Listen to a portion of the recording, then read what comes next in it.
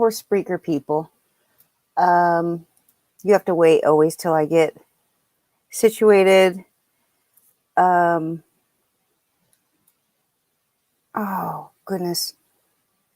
I do not see my video up here. Just a second.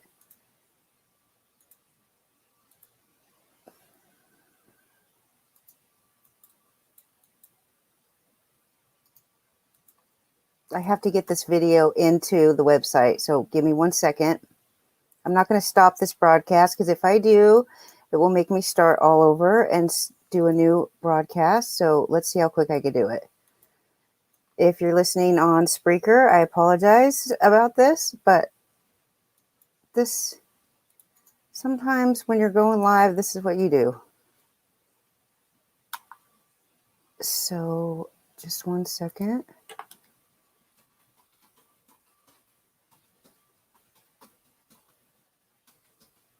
Make sure people can play it and chat at the same time. And it seems like it's last week's. I don't really know how that happened, but let's just hope that it is the right video. And I will be checking in the chat room. So how's everybody doing today? It's Saturday baseball. We have lots of stuff to talk about. As always, lots of stuff to talk about. Let me just close some of these windows.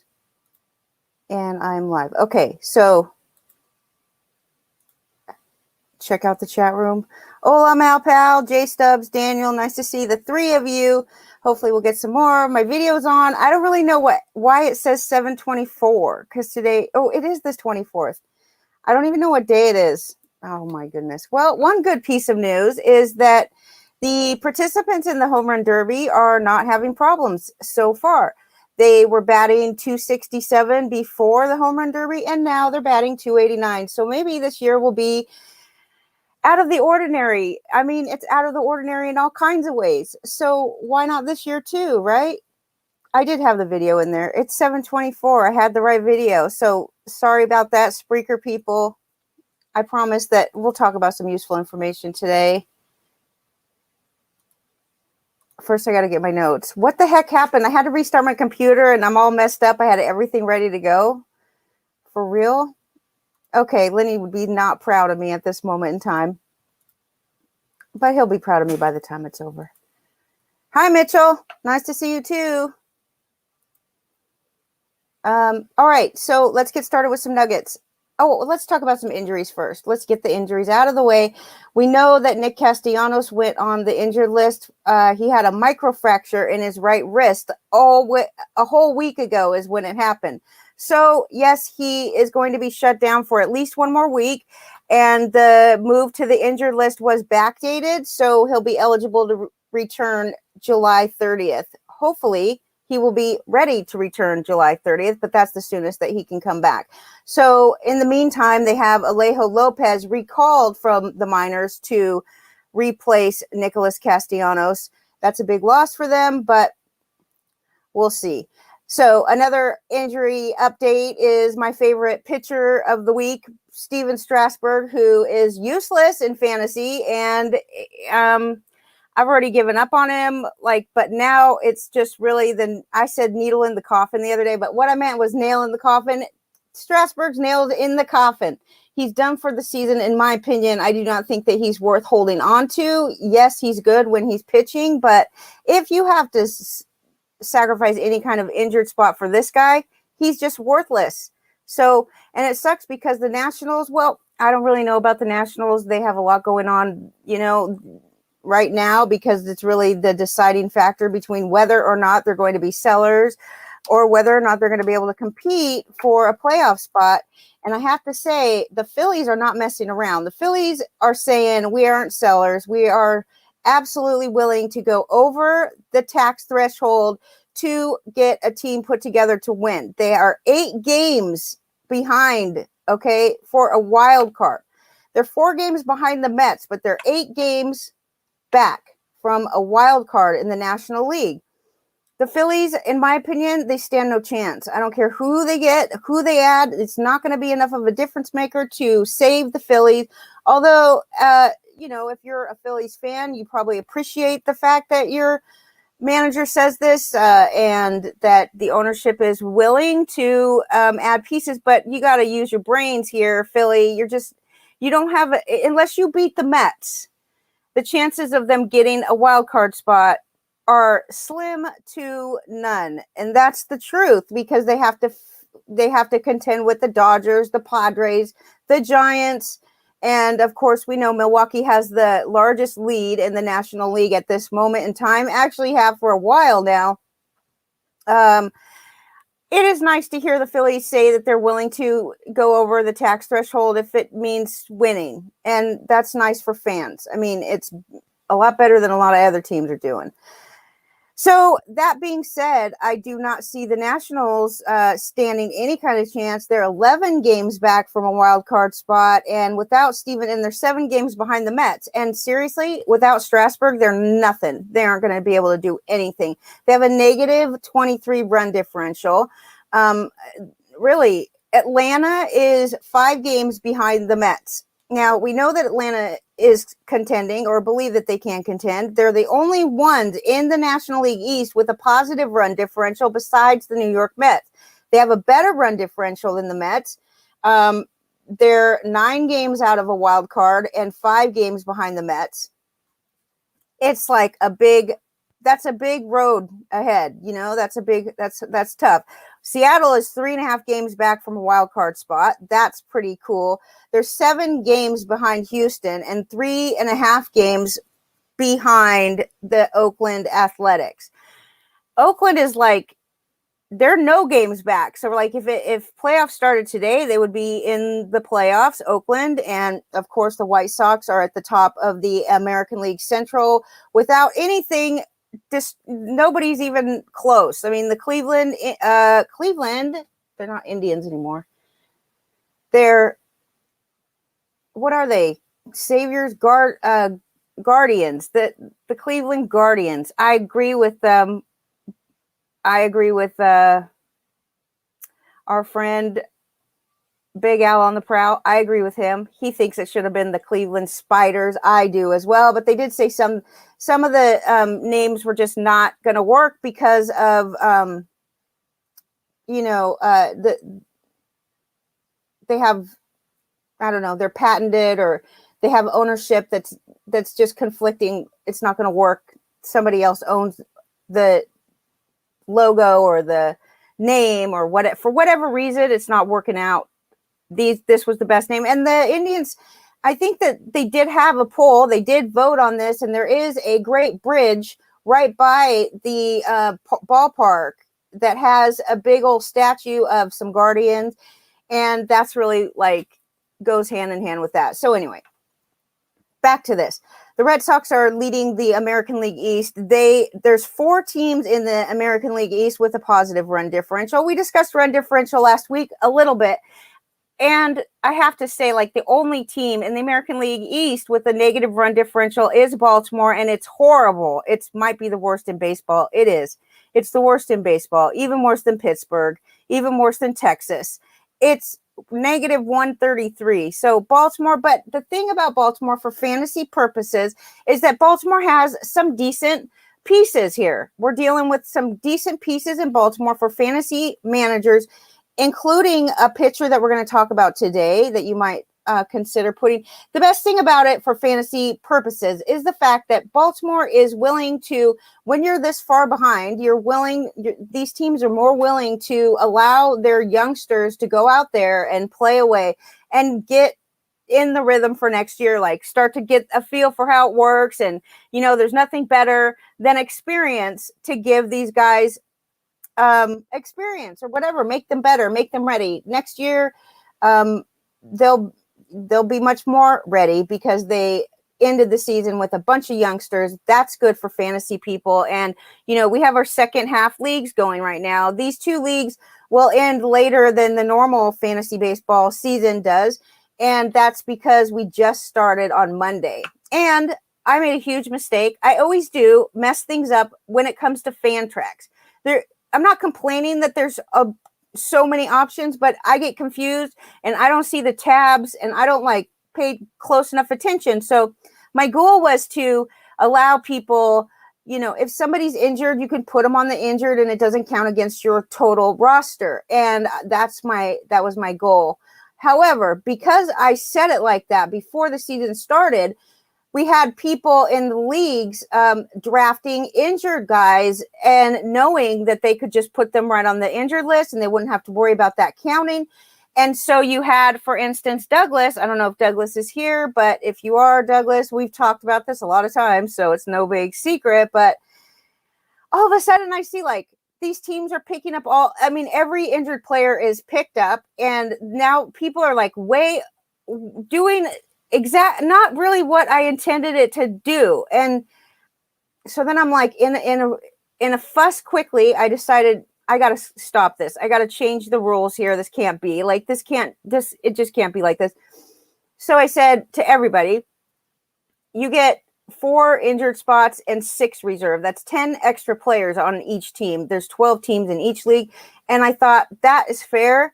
Then Douglas came to me and said, well, it's not really fair because I drafted this way. That was my strategy. And now, why should I have to be punished for these other managers going and picking up all these players? So then I said, okay, I got to do something for Douglas. And then I started just getting all mentally, I'm like, I should just put it back the way it was. Even if it was a mistake, you can't change the rules after the season starts. You can't change the rules after the draft. Like, that is the worst offense you could do as a commissioner. You can't change the rules after the season starts.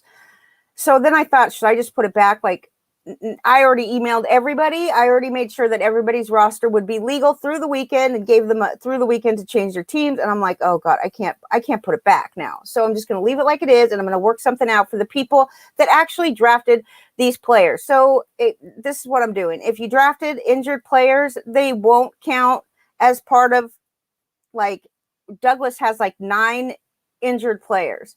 I'm like, if you drafted them, you can keep them. But as soon as you activate them, that roster spot goes away. That injured spot, you can't just keep shuffling people in and out of that specific injured spot. And every time you activate one, the injured spot goes bye-bye. And now you have one less injured spot until you get down to the 4 injured spots that everybody else gets. But the teams that just went out and just willy-nilly picked up every injured player that they could find, I'm like, no. Okay. So I don't know if that was a good move. I probably have people that won't ever play in a league with me again, because you should never change the rules after. And looking back on it, I don't think I should have to begin with, but whatever. That's what it is. So anyway, there's still a lot of season left. Don't quit. If you're Matt Hooper, if you're listening, don't quit. Keep trying. Keep replacing players. We're going to talk about some waiver wire pickups this week for tomorrow's Sunday waiver deadline. The Red Sox have a problem now with Eduardo Rodriguez, who suffered like a horrible migraine right on the mound. And they obviously are taking a lot of precautions here, because out of anybody that's gotten COVID over the last 2 seasons, since COVID started, there's been about 200 trips to the COVID injured list. More this year than last year, if you can imagine that, with 85% of the population vaccinated. 85% of tier 1 players are vaccinated, and we have more COVID cases than we did in 2020. Of course, we've played more games now at this point, but I'm talking about a lot more. Anyway, not one player ended up in the hospital except for Eduardo Rodriguez. He had a really bad situation, and I know people are thinking like, well, one's too many. And yes, it's too many. He had heart problems and still suffers big time from the effects of the COVID. And he had myocarditis, swelling in his heart. He was in bad shape for a while. The migraines are a symptom of a swollen heart. And I really hope for for him and his family and everybody, I hope that he is fine. We'll see about that. But he had to come out. He just like grabbed his head and started waving at the bullpen like he needed somebody to come out there, and he left. I hope he's okay. We wish the best for him. Sending lots of good thoughts. Gary Sanchez removed from the game with back spasms. This is not the first time that Gary Sanchez has had back problems. Okay. I don't know. he's disappointing, but he's not as disappointing as he has been in the past. So the Yankees, they don't already, Higgy is out. Kyle Higgy is what I call him. Higashioka is his name, but I call him Higgy because it's easier, and he's already out. So what are the New York Yankees going to do? They have Rob Brantley. He is the backup for now. I think he will continue to be the sit-in or whatever, the fill-in, if Gary Sanchez needs more days off, but he did not go to the injured list as of yet. Ronald Acuna, this is a nugget that Lenny sent this morning, and I put it in with the injuries because he's injured and he's out for the season, and it's very unfortunate because he's one home run behind number 6 in home runs after being out for 2 weeks. So he's still like in the top 10 of home runs. I just wonder how the rest of the seasons would have gone. I'm sure it would have went well, and I'm pretty positive that if he doesn't have any setbacks, he will be ready for opening day starting next season. He could probably be a good discount too for your fantasy team. So the Mets have traded for Rich Hill. It's interesting because I had a tidbit here about the fact that the two standout trades that have happened so far right before the deadline is Nelly Cruz and Rich Hill. Nelly Cruz is the second oldest hitter in baseball, and Rich Hill is the oldest pitcher in baseball, and these are the two that get traded. Interesting, in my opinion. So the Mets are finalizing a deal. This is based on health, whatever they call it. They're waiting for a report from the doctor saying that he's healthy. This is going to be Rich Hill's 11th franchise that he's played for. That ties him for the 10th most all time. Okay, 10th most all time. We know that Bartolo Colon played on quite a few teams. I remember that for sure. Edwin Jackson, though, has the record 14 different teams that he played on. So that puts Rich Hill 3 behind the all-time leader of Edwin Jackson. Bartolo has to be right up there. He's definitely in the top 10. So the Rays are really only saving a couple $100,000 getting rid of Hill. The Mets, they definitely are willing to spend money. They say we're very reluctant to give up prospects. We don't want to trade prospects. We would rather just pay cash. Can we just pay cash? We're willing to pay cash. That's what they've been saying. So they add about $800,000 to their payroll with Rich Hill. And I don't think they're still close to going over. The Mets will have now reinforcement of their rotation, which is very good. I mean, I just wonder what that means for Carlos Carrasco. What does that mean? Does that mean they have like no faith in him coming back? Does that mean that he's had another setback nobody's talking about yet? Or maybe I just didn't hear about it. Sometimes I'm the last one to know. Okay. I don't know. But Rich Hill's got a 3.87 ERA. He's 6-4 so far this season with the Rays. The medicals will come in. And then, so Hunter is another piece of this puzzle that came over to, this guy is worthless. He's not even worth talking about, okay? I think it's Tommy Hunter. I'm almost positive it's Tommy Hunter. Anyway, he's been out with back pain since late May, and they don't even think he's going to pitch anymore this season, and he's going to be a free agent starting next season. So after this season, he's a free agent. He's not worth talking about fantasy-wise, and the whole reason that they packaged him up in the trade is to just get rid of him, get rid of the rest of the season payroll or whatever they're paying him. The insurance should be paying him anyway, by the way, if he's out all the time. They have that coverage. Chris Archer's close to returning. He was on a rehab just last night at AAA, and he reached 95 miles an hour, and he averaged 93 miles an hour. So Chris Archer, he's going to log, likely he needs 2 more rehab starts before he can join the team. The Rays, we'll see what they do, but the Rays are contending as well, and they are absolutely in it. They're not to be counted out, that's for sure.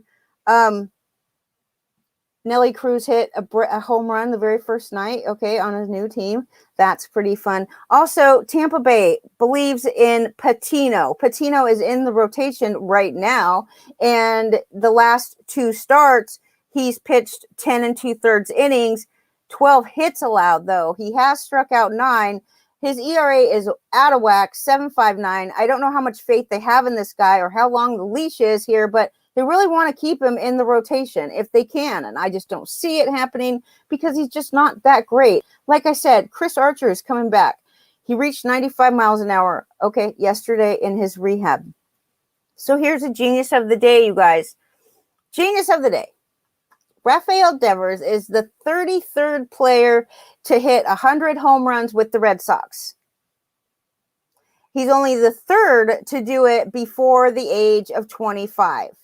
Who are the other 2 Red Sox hitters that hit 100 home runs before the age of 25?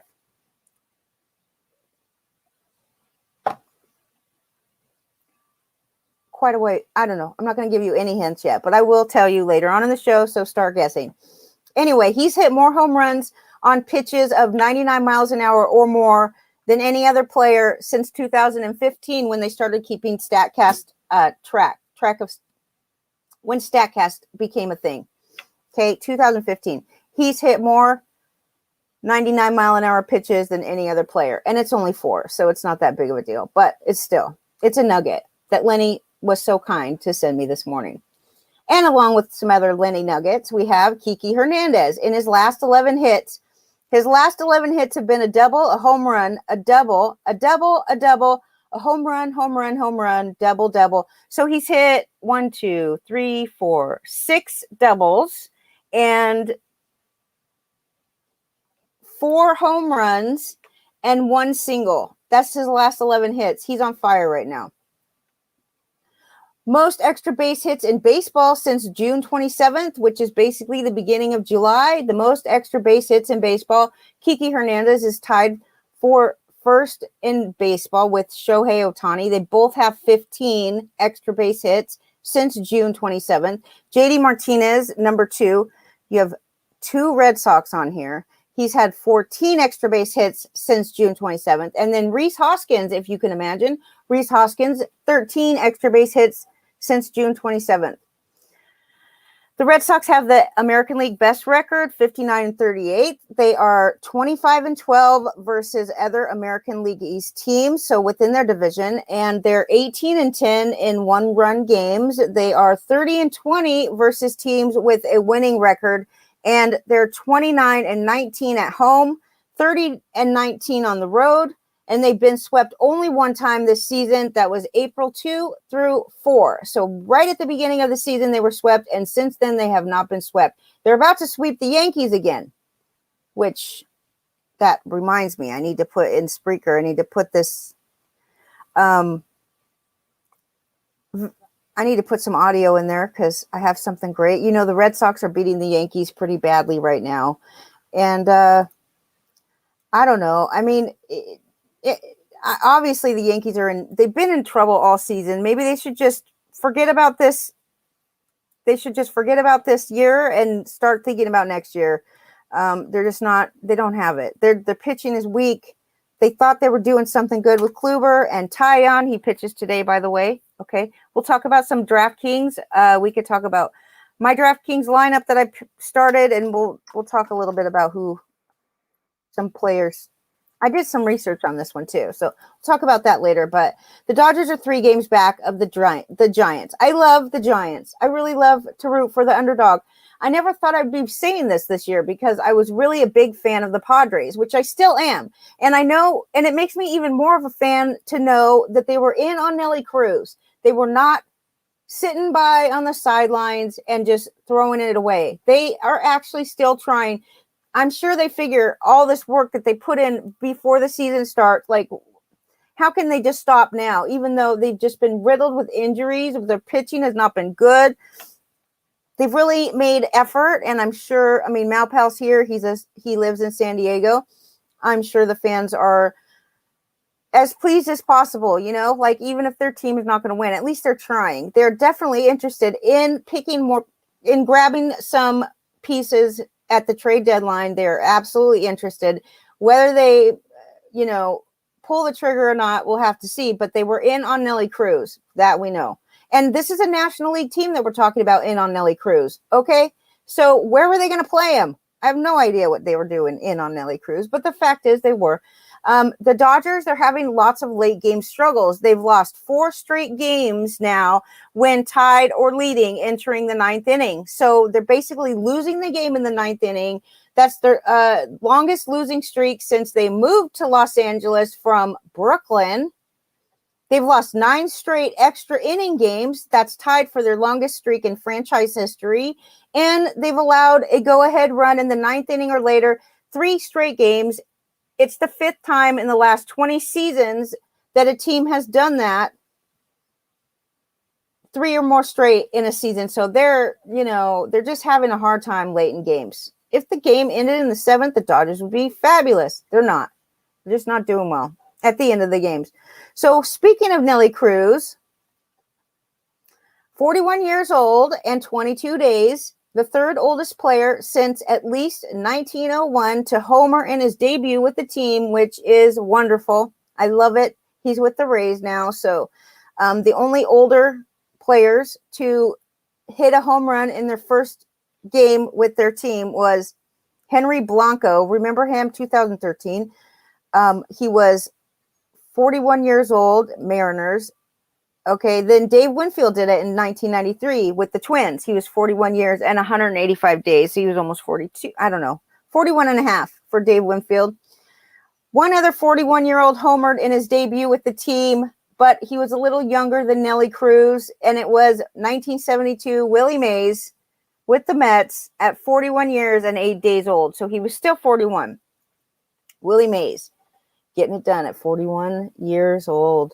So these are the players with more home runs after the age of 35 than they had before they turned 35. And Nelly Cruz leads with 216 before he turned 35 and 220 after. This guy's got so many home runs. Carlton Fisk did it. Raul Ibanez, Edgar Martinez, Hank Sauer, Cy Young, and Tony Phillips.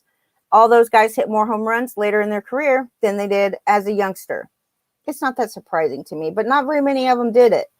So let me tell you this about Juan Soto. We all know what he's doing since he got, I don't know what happened at the home run derby. I guess hitting the ball in the air all those times helped him because he's still, this is on the season, the stat I'm about to give you, 24 and a half of Juan Soto's swings this season have produced hard contact. So when he does hit the ball, he hits the ball super hard. 95 or more miles an hour exit velocity is what is considered hard contact. It's the highest rate in baseball. So this is among batters with 150 batted balls this season. He has the most hard, he makes contact hard contact. 95 miles an hour or more when he hits the ball. That's pretty good. So the home run leaderboard, it consists of Shohei Ohtani, and Shohei Ohtani. That's all you got to know. Just kidding. Shohei Ohtani has 34 homers now. Vladdy, 32. Tatis, 29. Devers, 26. Matt Olson, 26. And Kyle Schwarber, 25. He's injured and probably will be falling off that soon. Zach Wheeler, let's talk about pretty clutch. I tried to get him in both of these second half leagues. Zach Wheeler is, I believe, one of the better bets heading into the second half because he's durable. He's durable. He can make 200 innings, no problem, no matter what. Like he's durable. He's been very good ever since he had, when he first started pitching and he was just up and coming with the Mets. He was absolutely not reliable for injuries. He was an injury risk every year because he was always hurt. And he really hasn't been hurt at all.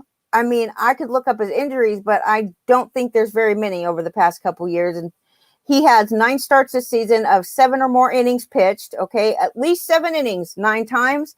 And along with those, 1 or 0 runs allowed. No other pitcher has more than 6 starts with 7 innings and less than 2 runs allowed. No other pitcher. Right. Well, Julio Urias is the guy that has 6 of them. So he's pitched at least 7 innings with 1 or fewer runs allowed. Julio Urias. I would much rather have Zach Wheeler. Speaking of rather have, Lucas Giolito. 40 pop-ups this season. He's induced 40 pop-ups, pop flies. Nobody else in Major League Baseball has more than 34. And this is one of the biggest keys to his success is inducing fly balls. He must have an outfield that can catch. I mean, if he was pitching for Cincinnati, it wouldn't be great. But I got to say, before I forget, because it just came to my mind, I can't believe the Angels defense with Jack Mayfield at third base. This guy is crazy. Like, I don't know. I mean, he rejoined the Angels. He used to be part of the Angels. Now he's part of the Angels again. But his defense is unbelievable. Like, I mean, you should see some of the highlights of last night and just in general, his defense. I don't know if he's always great defensively, but Angels, I feel like that's the only reason that they are as where they are, because it certainly isn't their pitching, and I don't believe it's their offense. Their offense has been okay, at best, okay, like mediocre or less than mediocre. But their defense, I mean, if yesterday was any indication of how their defense normally is, I didn't look up the numbers, but I couldn't believe what I was seeing. Jack Mayfield is an unbelievable defensive guy. Not showing up so much for fantasy purposes, but, you know, like I said, he just came back with the Angels, and I'll give him a chance. But let's give him a chance on someone else's team for a moment until we start counting defense as a quality. Joey Gallo, one of 3 current outfielders who have had a 40 home run season and won a Gold Glove. Okay, so name players. There's only 3 total, and 2 of them, I'm talking about current players. There's 2 other players that have won a Gold Glove and hit 40 home runs in the same season. Tell me the other 2. That's another genius of the day. Joey Gallo is one of 3. Gold Glove and 40 homers. It shouldn't be that hard. So tell me the answers. Let's check the chat room to see what kind of answers we have. Hi, Matt Hooper. Nice to see you. I was talking to you earlier. One of these 3 was just mentioned in the chat room a little bit ago, so there's a clue. About 20, 30 minutes ago in the chat room mentioned. Let's see. Oh, yes, Malpal. Tony Conigliario. I don't know how to say his name. This is Malpal. Okay, good guess on that one. That's definitely one of them. There's another one, right? There's 2 in this trivia. Let me check. Yeah, there's 2. One other Red Sox hitter. This one. Everybody knows this guy for sure. Hitting 100 Red Sox home runs before the age of 25. And the other genius of the day, we have Joey Gallo is one of 3 current outfielders who have had a 40 home run seasons and won a Gold Glove. Maybe not in the same season at any point, at any time. Gold Glove and 40 homers. Outfielder, current playing. The Yankees have checked in on Trevor Story. That's interesting to me because they're very close to hitting the limit, and they will be fined a lot of money. And ever since the Steinbrenner Sr. passed away, the Yankees have not bothered to go over the tax threshold as much as possible. I think they have gone over, but maybe not. That's what I'm saying. They're much more aware of the tax threshold than the senior Steinbrenner was. Anyway, this would put them over, I believe. So here's the deal. If they do decide that they are only, by the way, they're only one of a number of teams, okay? There's a number of teams interested. We already know that Trevor Story has said he is not signing with the Rockies long term. So he's gone after this season, and they have to trade him. There's 6 more days. Trevor Story will not be a Colorado Rocky. What that does to his fantasy value is going to hurt. No matter where he goes, it's not going to be as good of a situation for his offense as Colorado is, because that's just how it works. So no matter where he goes, it's going to hurt. If you want to trade Trevor Story in your fantasy league, it might be now a time to do it. So anyway, if the Yankees do continue to pursue and successfully get Trevor Story, they would move Gleyber Torres to second base. DJ LeMahieu would move over to first base, and then Luke Voit could DH, assuming that Stanton can actually play the outfield. We don't really know if he can. Story is owed $7 million this season, which would bring the Yankees right to the limit. They need more than just Story, too, by the way. If they think they're going to compete this year, they need much more than just Trevor Story. I don't see it as a good fit unless they plan on signing him again and keeping him. I don't see the Yankees contending unless they get more than one piece. They can't just grab Trevor Story and think that life is going to be better for them in the American League East, because it's not. It's just not. They need much more than Trevor Story. So they will definitely have to, if they decide on Story, they will have to absolutely go over the limit. They will be fined a lot of money for going over the tax threshold. And still, will they even be able to compete at that point? Still, I doubt it. But, maybe a couple of good pieces. But they definitely would have to do more than just Trevor Story. So anyway, we don't really know what they're going to do. I highly doubt that he's a good fit, in my opinion, but lots of beat writers think that it is a good fit, and, who am I? The Marlins are active, though. They have Starling Marte. He's very popular so far, and, people are interested in, teams are interested in him. Yankees, Phillies, Astros, Giants, and probably more teams than that, just not on my list. Adam Duvall is also on the trading block. Why wouldn't he be, right? This is a guy that hits a bunch of bombs, but he's pretty he's a trade piece. He's like CJ Cron or Jonathan Scope. He's one of these guys. Anyway, he's on sale too, so we'll see what happens there. The Phillies, like I said earlier, they've already come out and said that they are willing to go over the 210 tax threshold. They have several needs on their Christmas list. They need a starting pitcher. They need a couple of relievers, not just one. They need a center fielder, and they also said that they are, well, they didn't say that they are, but Dave Dombrowski, he was the manager in Boston when Craig Kimbrell was in Boston, and so they know each other and worked together before. That could be an interesting fit.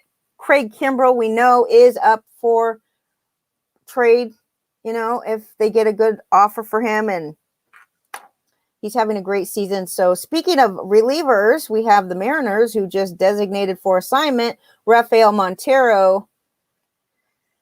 He apparently they don't need him. I guess the Seattle Mariners say, we don't need you anymore because you're a failed closer and you do nothing for our team. Anyway, his spot on the 40-man roster will go to right-handed pitcher Casey Sadler, who's been reinstated from the 60-day injured list.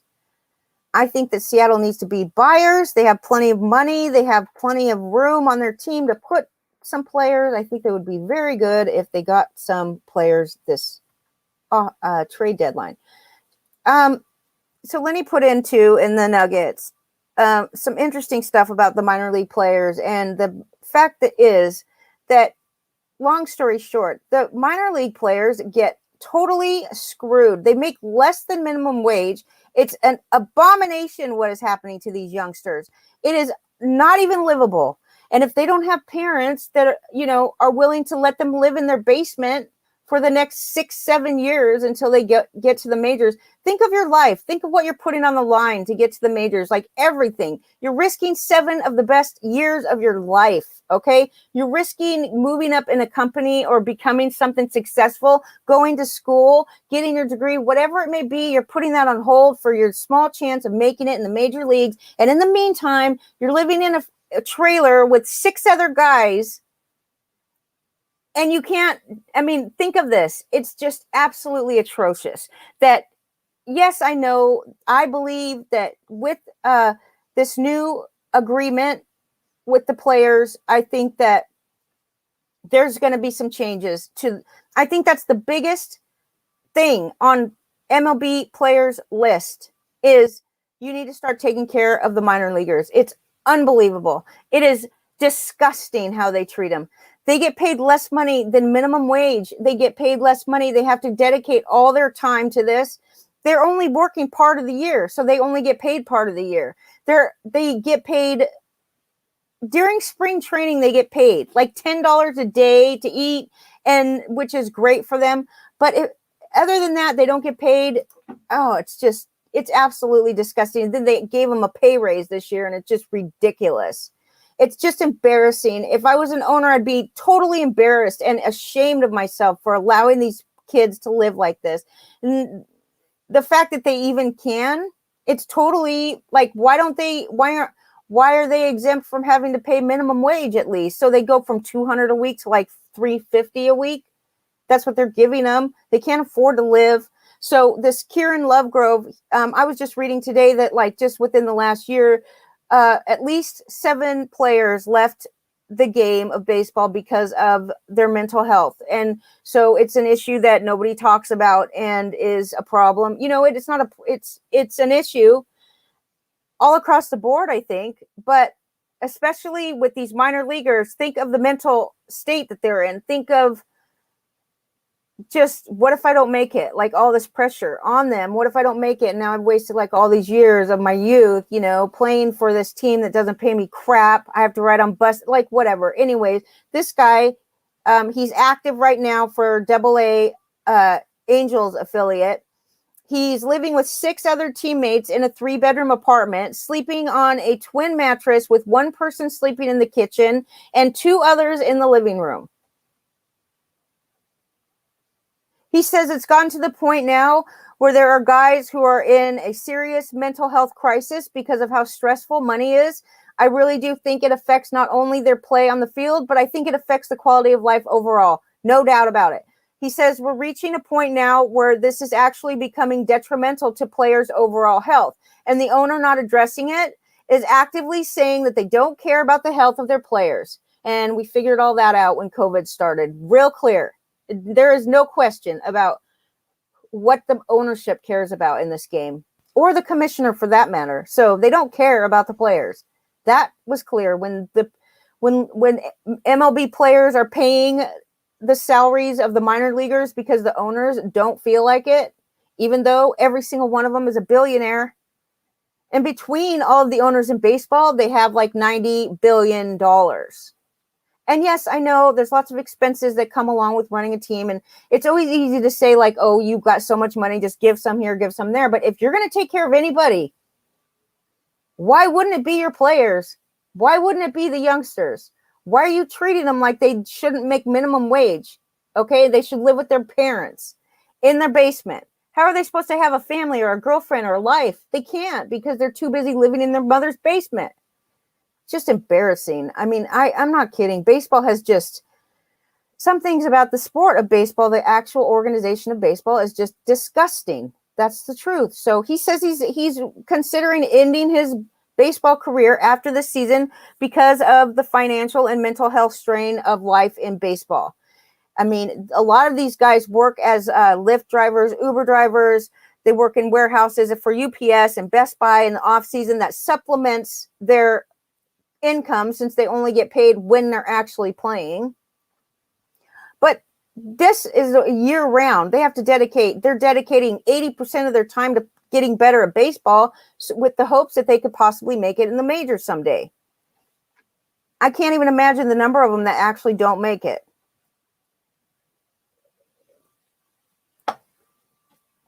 Something's got to give. There's a guy named Shane Kelso.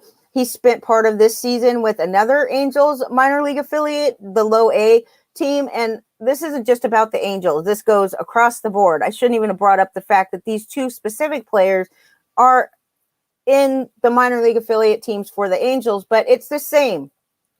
I know that Houston came out and said that they were going to pay for their minor league players to have an apartment.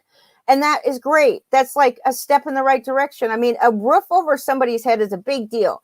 They were saying these guys, I started going down the rabbit hole this morning after I read what Lenny had sent me. And one of the guys said that he didn't have money to get food after the game. Like literally, he didn't have money to get food. So he would play in front of 10,000 fans, and then he would leave the game hungry, and he wouldn't have any money to get food.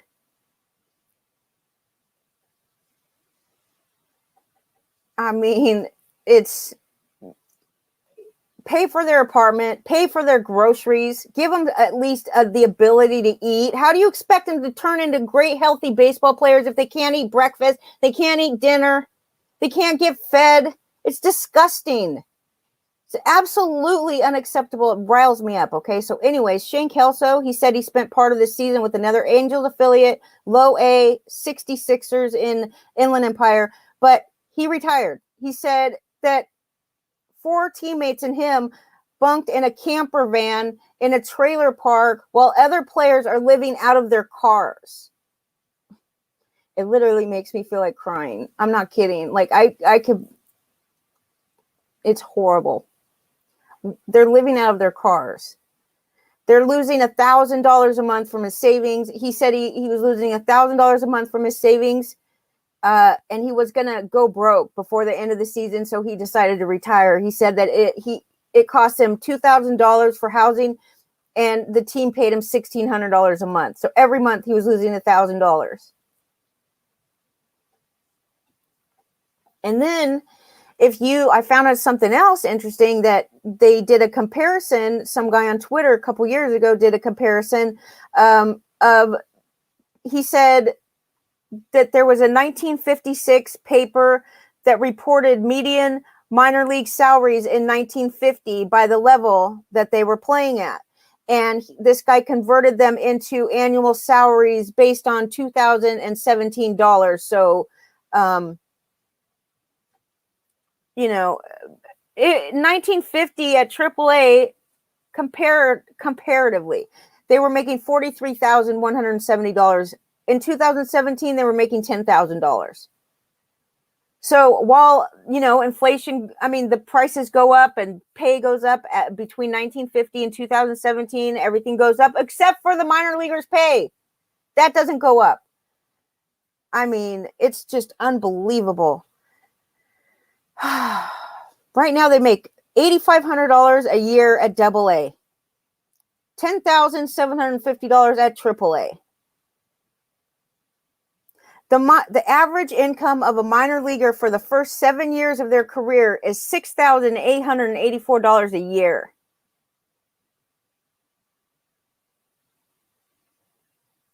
A player in the Dominican Summer League makes less than $2,500 a year, but I guarantee the cost of living is so much less too. $2,500 a year. It's probably, I bet you if that rent there is probably $250 a month or something. So, they're making way more than the minor leaguers here. If you think about it, a guy at any player below low A ball makes less than $4,000 a year. You can't even buy food for that. It's disgusting. So let's just move on to a new subject. I really hope and I foresee that the new player agreement will have some absolute, it's so sad that they have to push them into doing it. It just makes me I've been so disappointed by the game of baseball and some of their antics and some of their ridiculous political statements that they have no clue what they're talking about. They've hurt a lot of people in Atlanta trying to help Black people, but they take it to a place that's got less Black people, business owners, and they take it out of a state and a city that is a majority of Black business owners, and they take it to a place. They say that they're trying to stick up for Black people, but it's absolutely the opposite. It's taking it to a place that's white business owners, mostly well-off white business owners in Denver. They take it there. It's just, that makes no sense to me. And I'm so disappointed in the way that they're treating their minor league players. It's just a disgrace. Okay. It's a disgrace, but what are you going to do? I love baseball. So that comes along with it. I hope it gets better. The CBA, I don't think they're going to do it this year, even though it expires in December. I don't think they're going to get it done. I think that it would be in the best interest if they pushed it off a year, but it's definitely not in the best interest of the minor leaguers. It's not in the best interest of them. If you can even stand to live in this situation as a minor leaguer long enough to get, unless you're like Fernando Tatis or somebody that signs for a big bonus, when you enter the major league, you enter the minor leagues, whatever. A lot of these guys will sign bonuses. And this is another thing. The minor leaguers that are born and raised in the United States get paid less money than the international players, because these international players, they get bonuses immediately, right? They get paid more money than the American minor league players. And I'm not saying that it should be, the opposite or anything, but you would do yourself a better, you would be in a better position if you literally left the country, went and played ball in another foreign country, and then came over as an international player. You would get paid more money right early. Okay, it's crazy. So anyway, Dalton Varsio. Let's talk about some waiver wire pickups, or some potential waiver wire pickups that I noticed today and yesterday when I was searching around. The catching position is always shady, and we've talked about every week. We talk about some catchers, and I would say that this week is no different. We're going to talk about a catcher or two. Dalton Varsio, though, he's played catcher 11 times, and he's played in the outfield 7 times. He can play all 3 outfield positions. He's been in the lineup 5 of the last 7 games. He has not been great all season. In fact, like this guy, this is not the first year that he's been to the majors. Last year he made his debut in the majors. Last year he had 101 at bats and he batted 188. Okay. Now, if you go back to his minor league career, he bats 300 in the minors. So is this a case of somebody that is just never going to be able to translate into the majors? He's not going to be able to hit major league pitching? I don't know. But he hits a lot better in the minors than he does when he comes to the majors. Now, he had 9 home runs and 2 stolen bases at AAA this year so far in 18 games. 9 home runs in 18 games, 80 at-bats. So that was really good. He batted .313 and he had an on-base percentage of .368. Now, in the majors, he's batting 188 overall, but I have to say, since the All-Star break, the second half of the season, he's like right up there. If you sort the Fangraphs leaderboard for their offensive score for the second half of the season, Dalton Varsio is like right up there at the top. And by the way, so is Hunter Dozier, if you could imagine that, even though he hasn't hit any home runs. We'll talk about him in a minute. So through 41 games, Dalton Varsio has had 101 at bats and he's batting 188, and he has 3 home runs. And I believe that 2 of those were in the second half. So since July 17th, he's hit 2 home runs, 5 RBIs, 5 runs. His batting average is way too high. It's never going to stay like this. .438. And he stole 2 bases. So this is definitely somebody you could add to the roster. Now, I believe that he's going to continue to get every day in the lineup because Carson Kelly is injured. What happens when Carson Kelly comes back, I'm not sure about that. But like I said, he can play all 3 outfield positions. And if he continues to hit like he's hitting right this minute, since the second half started, then he will get in the lineup. You know how that works.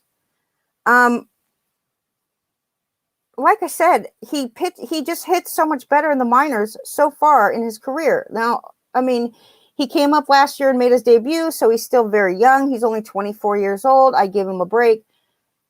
Do with it what you will. But you also have another catcher, Cal Raleigh with the Mariners. He was called up last week, I believe, but he's had so far 20 at-bats in 6 games he's played.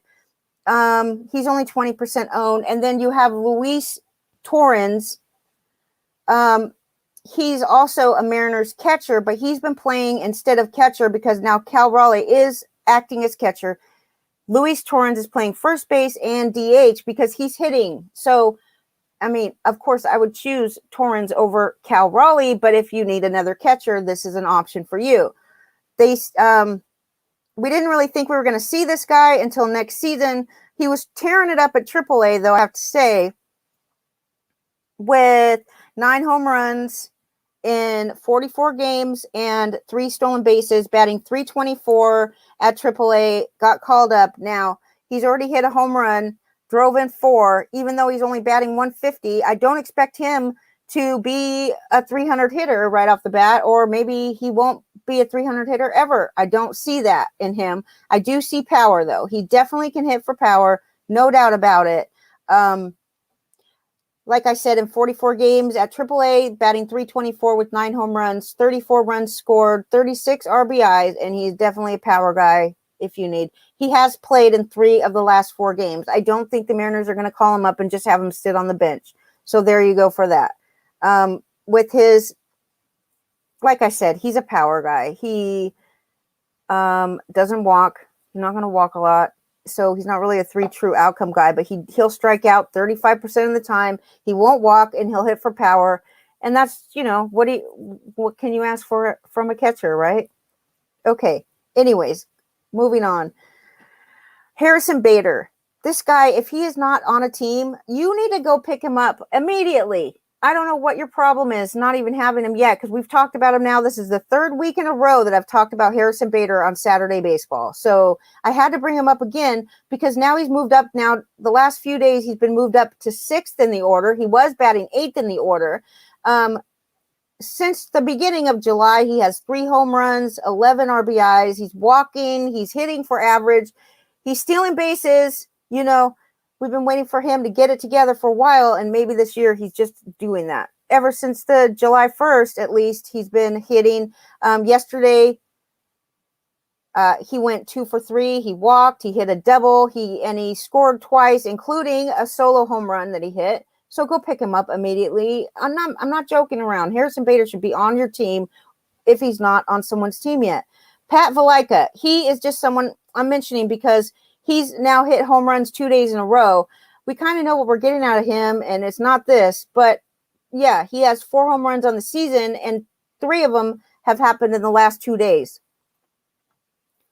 This is only for AL only people, and this is not for a mixed league. I'm not even bringing him up really even for AL only. I'm just saying he's hitting home run right now. And this is another thing. I did notice that, yes, he only hit 8 home runs last season, but 8 home runs in 60 games. Actually, he did it in 52 games. So if you average that out over a full season, there is power potential here, even though we haven't seen it in Major League Baseball up to this point.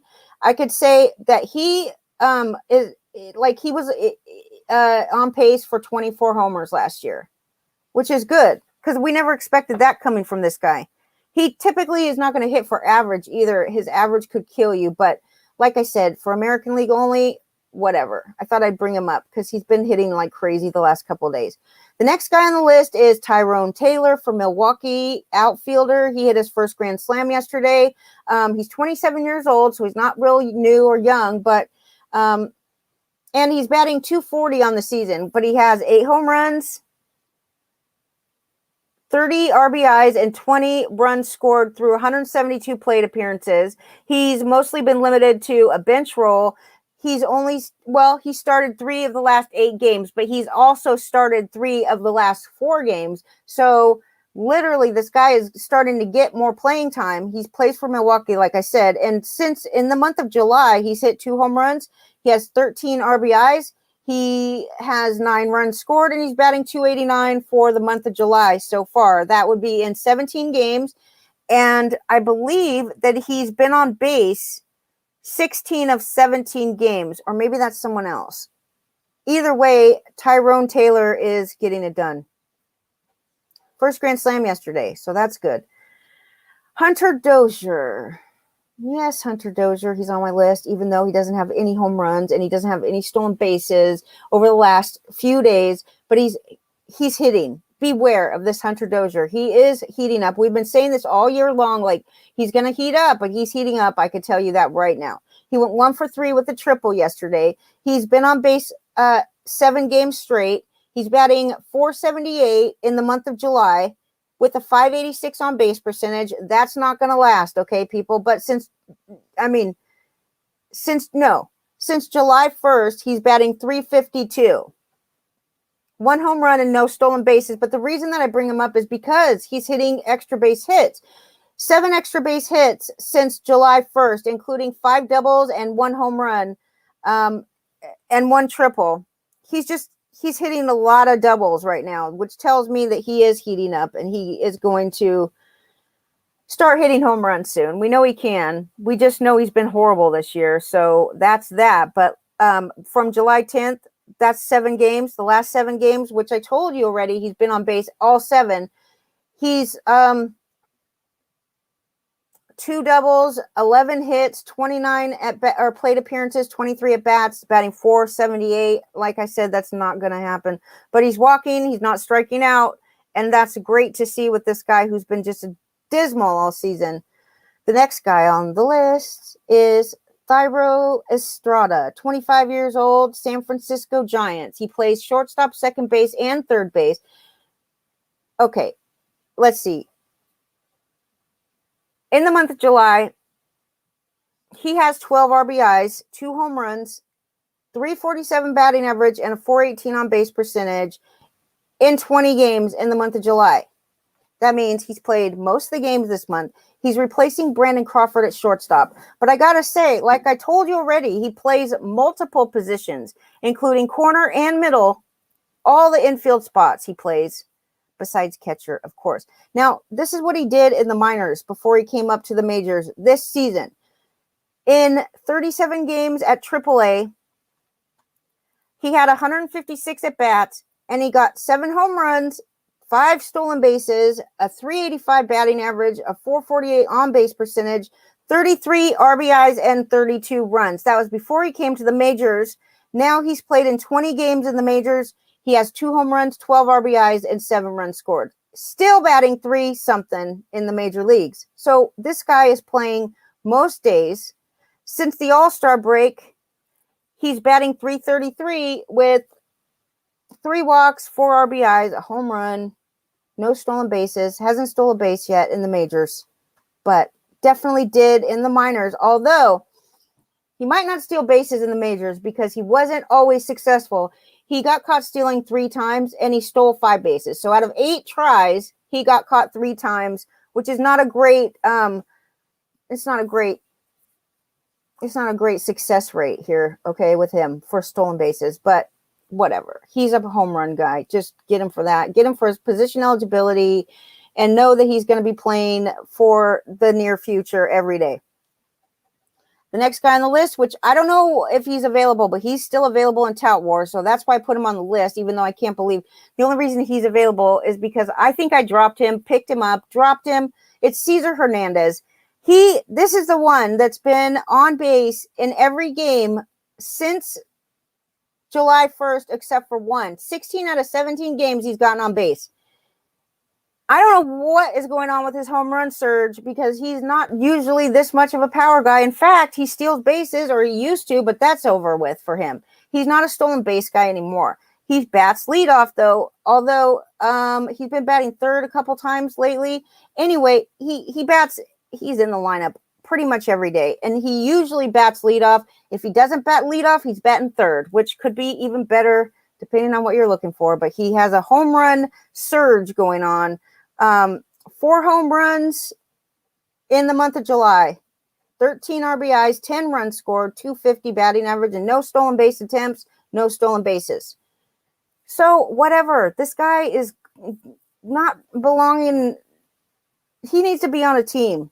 Okay, he needs to be on a team. Let me check in with the chat room and see how everybody's doing. Eddie Heckman, nice to see you. Nice to see you. So I'm just going on and on. San Diego. Eddie Heckman, we're going to see you in Baltimore along with Samantha. I can't wait to see you next week. So here we go. Moving on. I'm ready to be done with this. I have a little bit more for you, and then we're done. A couple pitchers to pay attention to. I'm not necessarily saying to pick these guys up, but you should pay attention to them, and if they're still available, maybe not. Spencer Watkins. I believe he's Baltimore. Let me check it out. I'm not positive of this. Let's see.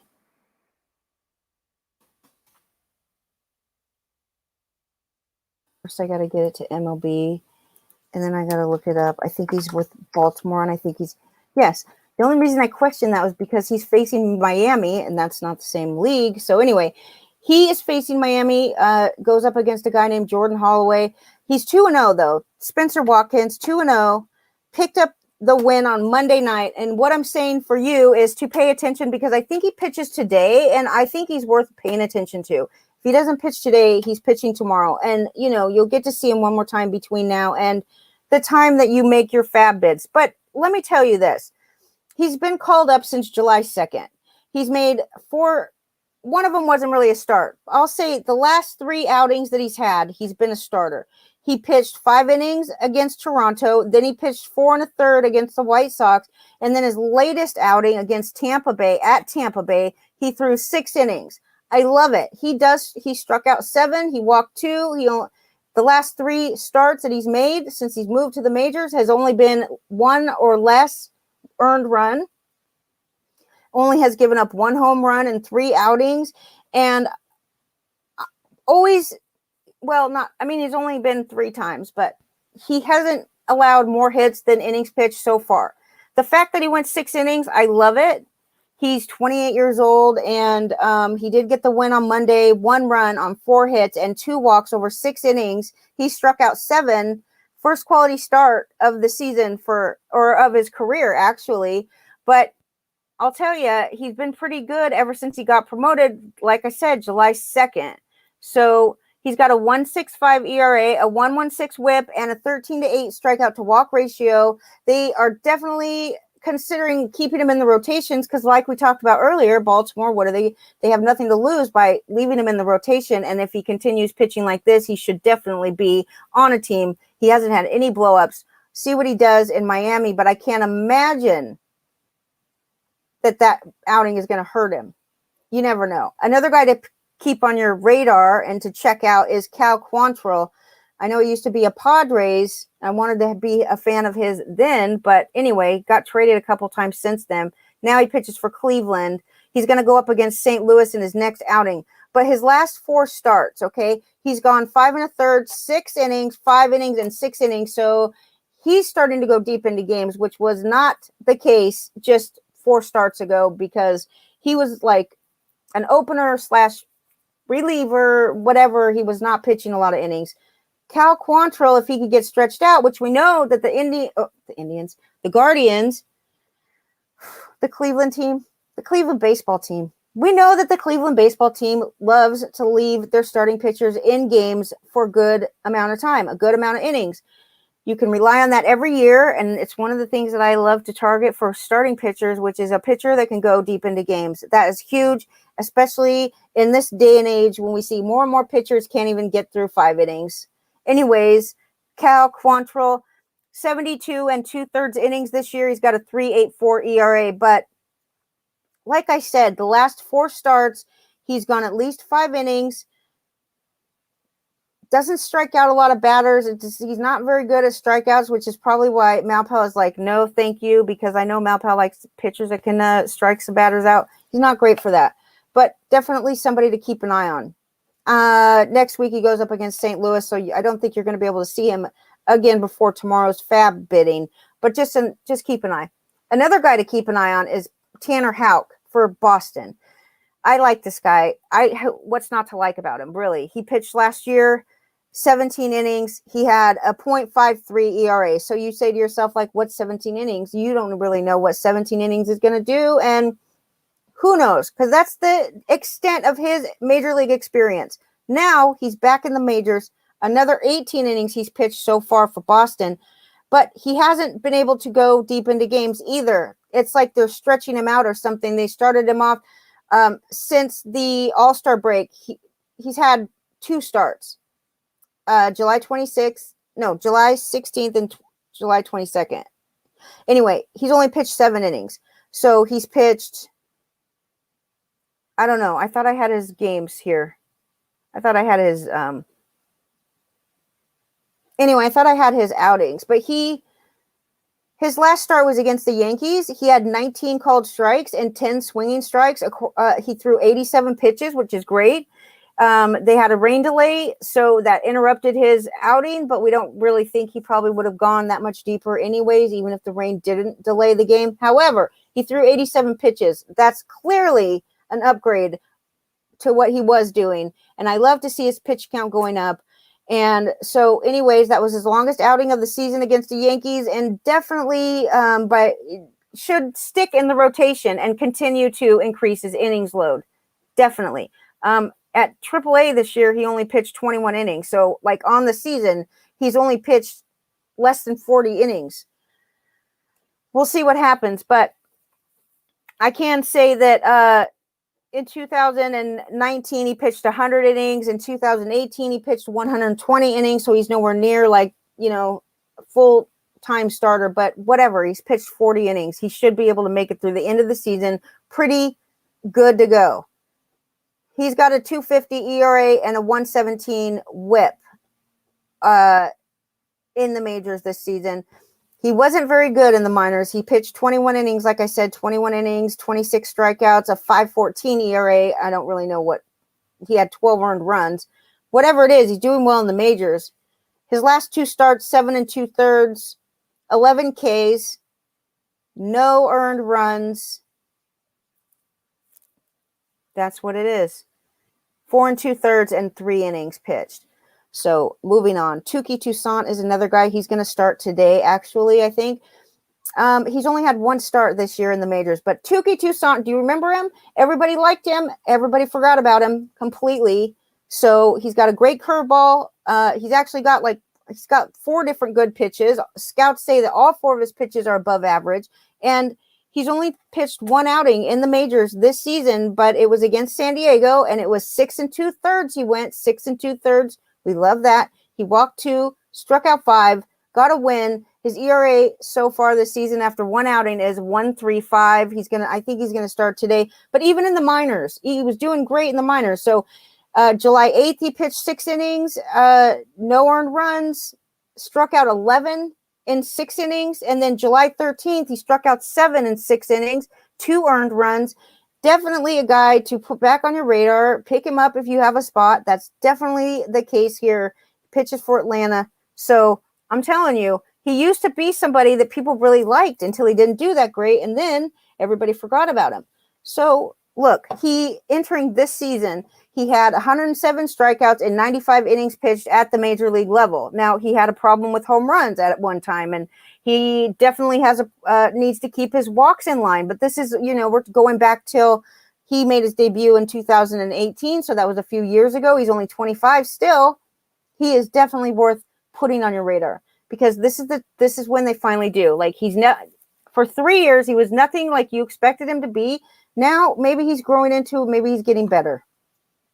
He's got a great, like I told you already, he's got a great curveball. His fastball is 93 miles an hour, so above average velocity on here too. And that's it. That's all I got. So the Yankees and the Red Sox, they're playing each other. I used to be a Red Sox fan, and I try to be a Yankees fan, but I can't really say that it's going great. I'm not a Yankees hater like I used to be, but the Red Sox are just owning the Yankees this year. So it's not a good time to change teams this year. You know what I mean? Like, I should change when the Yankees are doing well. I think I'm just bored and I need to be a fan of a new team. I live in New York, so it's the easiest team to be a fan of. They're definitely a good all around, all American team. They,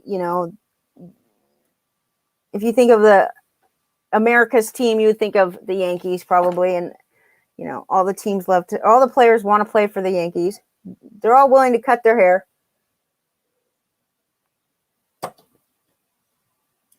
That's it, you guys. That's all I got. I do have a clip from Vic DiBattista, but look at me. It's 3:00, and I've gone long enough. So everybody on StreamYard, I'm getting rid of you now. And I'll say goodbye on Spreaker and StreamYard. Have a great day, everybody. Lenny will be here Monday. We will be here in the morning, 9 a.m. Lenny and I will be here arguing, as always. And then Douglas will come on at noon or shortly thereafter. And then, of course, George's show, if you haven't heard it, it's really fun. Imbeciles, Roto Imbeciles. He's an imbecile. And that's it. Then Monday, Lenny will come back. He's at the pool right now. Hi, Leonard and fans. And I'm supposed to go pick him up before I go to the grocery store. So he walked to the clubhouse today, which is great exercise for him. And he hasn't done it in a while. But he had no problems and everything's good. Catch y'all later.